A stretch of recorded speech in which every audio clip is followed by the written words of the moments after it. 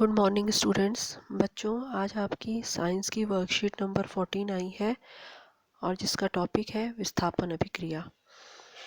तो इसके पहले जो हम पढ़ चुके हैं उसमें हमने धातुओं के बारे में पढ़ा कि कुछ धातुएं बहुत अभिक्रियाशील होती हैं, कुछ धातुएं कम अभिक्रियाशील होती हैं और कुछ धातुएं तो कोई भी अभिक्रिया किसी भी अभिक्रिया में भाग नहीं लेती हैं, यानी वो अभिक्रिया नहीं करती।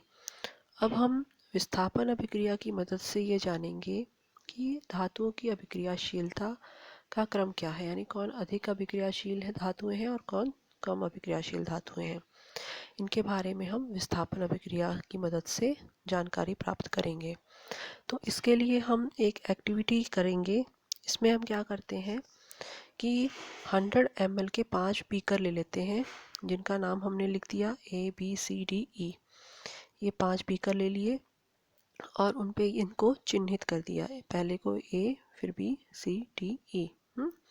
उसके बाद प्रत्येक बीकर में 50 ml जल डाल देंगे, ठीक है। और उसके बाद बीकर A में कॉपर सल्फेट डालेंगे और उसका सॉल्यूशन यानी उसका विलयन कॉपर सल्फेट का, और उसमें जिंक के टुकड़े डाल देंगे।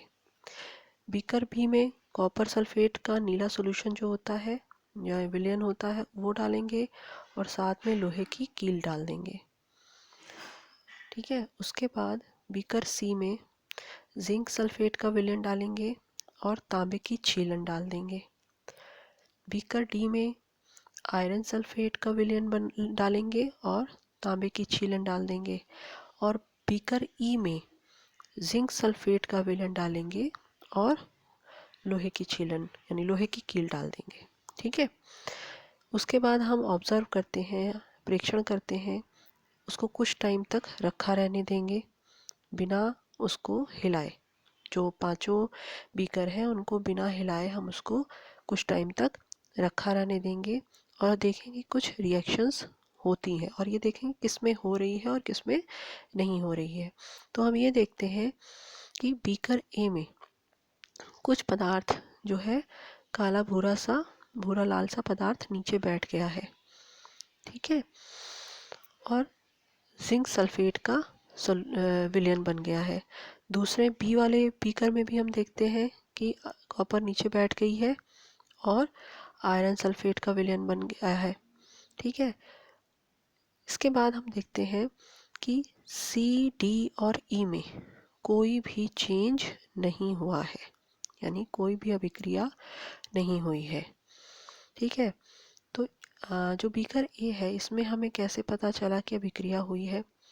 बीकर ए में क्या हुआ था, हमने कॉपर सल्फेट के विलयन में जिंक के टुकड़े डाले थे, है ना।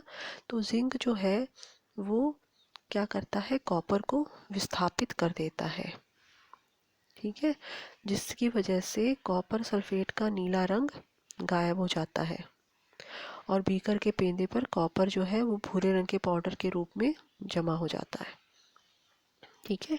तो ये है रिएक्शन। कॉपर सल्फेट की जब जिंक से अभिक्रिया होती है तो जिंक सल्फेट बनता है और कॉपर अलग हो जाता है। इसी तरह कॉपर सल्फेट की जब आयरन यानी लोहे से अभिक्रिया होती है तो आयरन सल्फेट बन जाता है और कॉपर अलग हो जाता है, यानी आयरन भी जो है वो कॉपर सल्फेट के विलयन में से कॉपर को अलग कर देता है।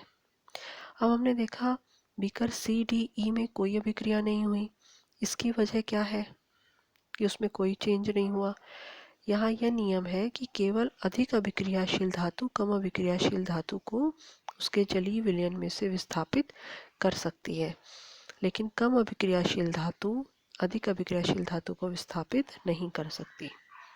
यानी जो ज़्यादा अभिक्रियाशील है धातु वो कम अभिक्रियाशील धातु को उसके विलयन में से विस्थापित कर देगी, अलग कर देगी, लेकिन जो कम अभिक्रियाशील धातु होगी वो अधिक अभिक्रियाशील वाली धातुओं को उसके विलयन में से विस्थापित नहीं कर पाएगी, ठीक है। तो यहाँ पर जिंक, आयरन और कॉपर की अभिक्रियाशीलता का क्रम देखें तो जिंक सबसे अधिक अभिक्रियाशील है, फिर आयरन है, उसके बाद कॉपर है, ठीक है। उसके बाद क्वेश्चन के आंसर देख लेते हैं। कॉपर विलयन और कॉपर का रंग कैसा होता है।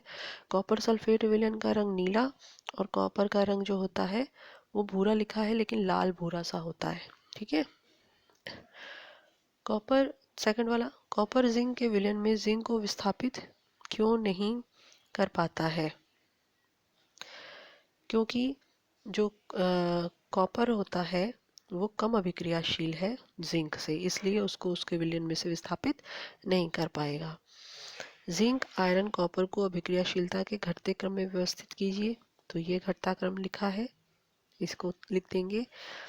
फोर्थ क्वेश्चन, क्या होता है जब एक लोहे की कील को कॉपर सल्फेट के विलयन में रख दें? जब लोहे की कील को कॉपर सल्फेट के विलयन में रख देते हैं तो लोहा यानी आयरन जो है वो कॉपर को विस्थापित कर देगा और आयरन सल्फेट बन जाएगा, ठीक है। उसके बाद फिफ्थ क्वेश्चन, अभिक्रिया को पूर्ण कीजिए। Zinc plus dash zinc sulphate और कॉपर, तो यहाँ पे हमें फिल करना है, क्या होगा, यहाँ पर होगा कॉपर सल्फेट, ठीक है।